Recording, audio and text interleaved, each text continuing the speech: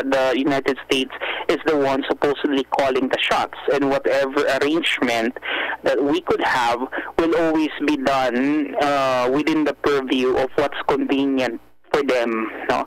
So it's in their terms and not ours, no? And yun nga, hindi ito supposedly yung kalakaran. Kung ang turing mo sa isang bansa little brown brother mo or traditional ally, dapat kahit paano magpakita ka naman ng kaunting pagkilala. We are always being called as their little brown brothers with all the EDCA sites. Tapos pumayag pa tayo na gawin tayong armory. May nabanggit pa yata doon na pati yata missile i-imbak na nila dito. Bakit kaya sa tingin mo ganito ang trato sa atin ng Amerikano, samantalang nung nakarang administrasyon naman parang di naman tayo ginaganito? Well, sabi ko nga, it's either we change our trading partners or we change our leader. Siguro isa sa nakikita ng Estados Unidos dito yung klase ng pamumuno na meron tayo. When we have a kind of leadership that is relatively weak and at the same time madaling ma-pressure, nawawala sa atin talaga yung leverage na tinatawag, nawawala sa atin yung kakayahang mag-demand, and this is really quite unfortunate given the fact that BBM or the President has been very vocal about his support for the United States. Hindi lang dito kay Trump, kundi mula nung siya ay naging Pangulo, nakita na natin yung pagpivot ng kanyang administration papunta sa Washington. And I think it's yun nga, sabi ko nga kanina, parang hindi ito nakita ng Estados Unidos o ni Donald Trump, at talagang ang tinignan lamang niya rito yung entirely economic rationalities kung bakit ibinibigay niya itong 19% na tariff rate na to sa atin, which is, like I said, very unacceptable. Supposedly, very unacceptable. Usually, Prof, pagka ang isang presidente galit doon sa isang bansa, usually sa tariff niya yan binabawi, tinataasan niya yung tarifa nitong bansa na to, di ba? So, is it safe to say na coming from 10, 11, naging 17, naging 20, galit ba sa atin tong Amerika? Akala ko kaibigan natin tong mga to. Di ba, ayaw nila sa China, gusto nila sa Amerika, tapos ganito ginagawa sa atin. Yun nga po, meron kasi tayo tinatawag na hard power and soft power, So itong pag-impose ng taxes or tariffs, kagaya na halimbawa ng pagkakaroon ng trade embargo, is a manifestation of the flexing of yung soft power stance. And in this case, the United States is actually demonstrating it to us, para ipakita sa atin, na siya yung magdidikta, that he calls, or the United States is the one supposedly calling the shots, and whatever arrangement that we could have will always be done within the purview of what's convenient for them. So it's in their terms and not ours, and hindi ito supposedly yung kalakaran. Kung ang turing mo sa isang bansa little brown brother mo or traditional ally, dapat kahit paano magpakita ka naman ng kaunting pagkilala doon sa long-standing relationship na meron kayo, Pero yung 1% I don't think is enough to really cover for the sacrifices that we have for the United States for a very long time. Pero Prof, isa pa, last na lang para sa akin. Paano kung halimbawa bigla tayo maghanap ng trade partner na bago? Tapos syempre, alam naman natin, ang isa sa pinaka malaking merkado itong China. Sa tingin mo ba with what happened dito sa negosasyon natin with America, paglapit natin sa China, pwede ba tayong i-turn down din ng mga yan dahil, di ba, hindi maganda relasyon natin with them So, pwede bang mangyari yun? Kasi sinasabi din kasi nila na marami daw tayong investments na naman na pledges na inuwi. Na noong mga nakaraang biyahe niya, puro pledges pa din naman yon. nagmamanifesto, mayroon na bang kaliwanagan doon sa mga unang mga pledges at may mga bago na naman daw pledges na pumasok? Well, this is really the problem with this administration, na wala talagang maliwanag na follow-through at walang transparent na reporting, sa taong bayan kung alin ba talaga dito sa mga pledges na to yung nagmaterialize na into actual performing and sabihin na nating functional investments. Nangyayari kasi, remember na yung first year ng ating Pangulo, he traveled a lot, so many travels, pero I don't know how much money were we able to spend and how much of this were translated into actual performing investments. So sana magkaroon ng paglilinaw dito, yung Pangulo, at maliwanag na verifiable sana yung datos na makikita natin para at least kahit paano masabi natin na cost beneficial itong mga travels na to. Otherwise, tayo na naman yung nasa losing end dito. Now, as to the question as kung sino yung pwede nating maging their trading partners, I don't see the president pivoting towards China even on economic grounds because of his position, yung kanyang foreign policy. I think mas siguro magandang pagtuunan ng pansin dito kung paano makaka-create ng mas favorable trading agreements ang ating bansa with other countries like South Korea, for instance, Japan, Australia, or even India, Maganda nga siguro rito kung maging parte tayo ng BRICS, Yung Brazil, Russia, India, China, and South Africa. This is a loose organization, economic organization na pwede talaga tayong makipag-angkla at umanib at maaari tayo mag-benefit dito, So to kumbaga parang medyo ma-relieve tayo ng pressure from the United States. Prof, yung itong sinabi naman ng kanyang parte ng economic team, sabi kasi dito ni Special Assistant to the President for Investment and Economic Affairs, Frederick Go, na sa huli, hindi naman daw Pilipinas yung magbabayad ng taripang ipinato ng Estados Unidos, kundi ang mga consumer. Malaking bagay na raw yung ipagbaba sa 19%. Pero ang tanong kasi dyan, kung mahal ang bentahan doon, magkakaroon ba tayo ng magandang kompetisyon? Makakapag-compete ba tayo sa mga produkto doon na mahal na? Kahit na hindi tayo ang magbabayad, kundi ang mga Amerikano, anong makikita mo, Prof?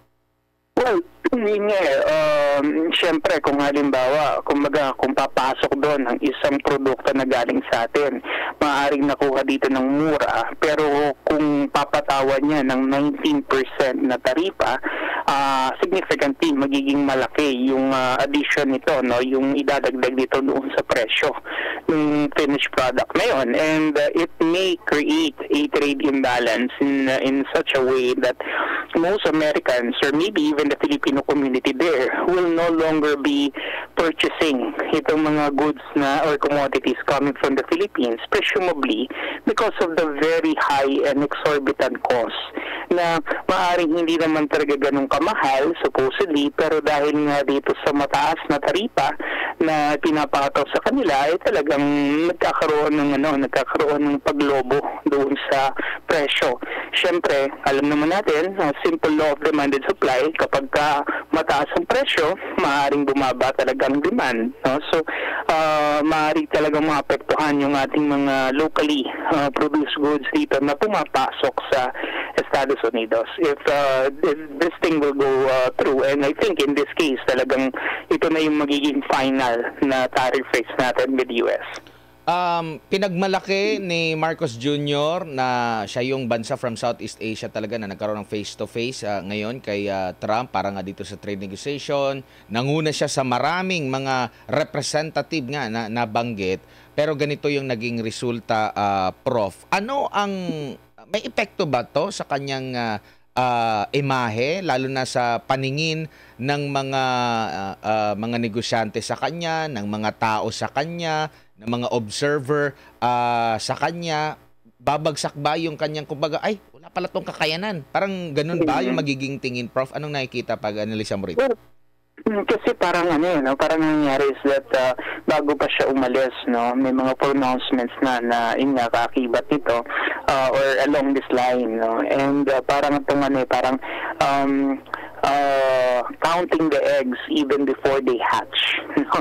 Yun ang nakita ko rito na para bang pinangunahan niya, no, na may magandang mangyayari o may magandang may dudulot ito by simply stating na siya yung kauna-unahang Southeast Asian leader na nagpunta, no, which of course is very counterintuitive, no, dahil nga may iba namang Southeast Asian leaders na hindi na kailangan pang magpunta. I mean, just a phone call and they were able to negotiate. And para sa akin, that's what tough negotiation really is all about, no? You don't need to go there personally, but you're still able to give in or to make the other party give in to your demand. That is a tough negotiator. Pero ito kasi, nagpunta ka na nga lahat-lahat, kumastos ka na and everything, but then again, you only got a 1% reprieve. Mukhang hindi ko alam kung alin dito yung kung sino rito yung top negotiator, kung si President BBM ba o si President Donald Trump, which in this case mukhang si President Donald Trump nga yata yung mas tough negotiator kaysa kay BBM.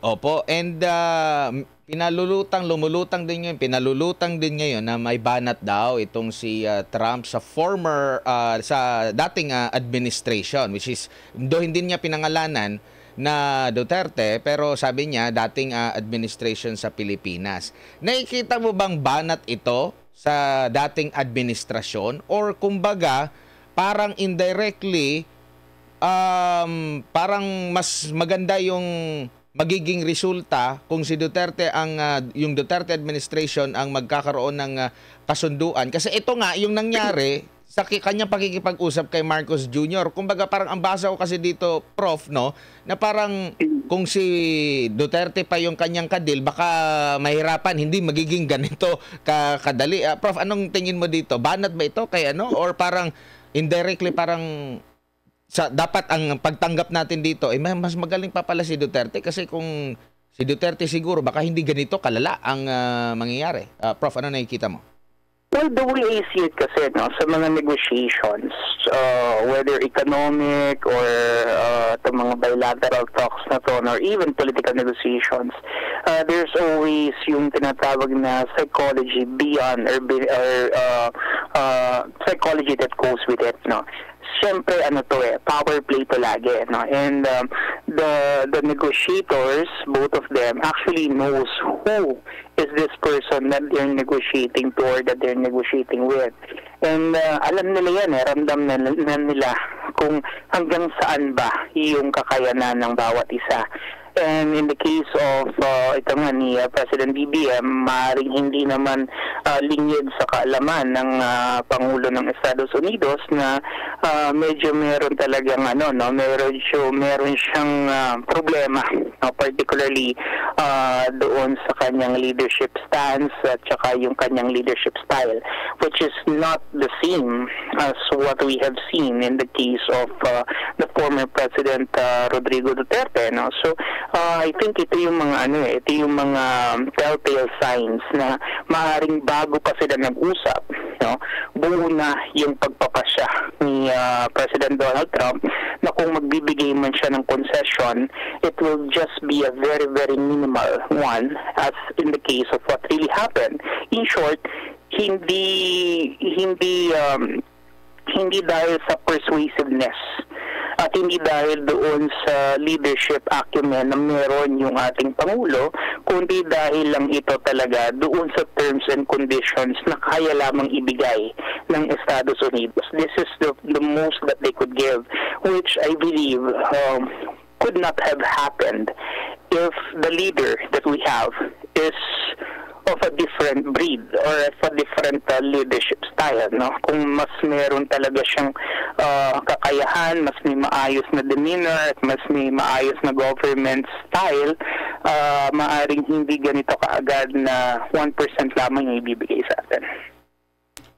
Nakikita mo ba sa nakalipas na administration ni President Duterte kung siya ang nakipag-deal, ano kaya yung mga possible scenario po, Prof?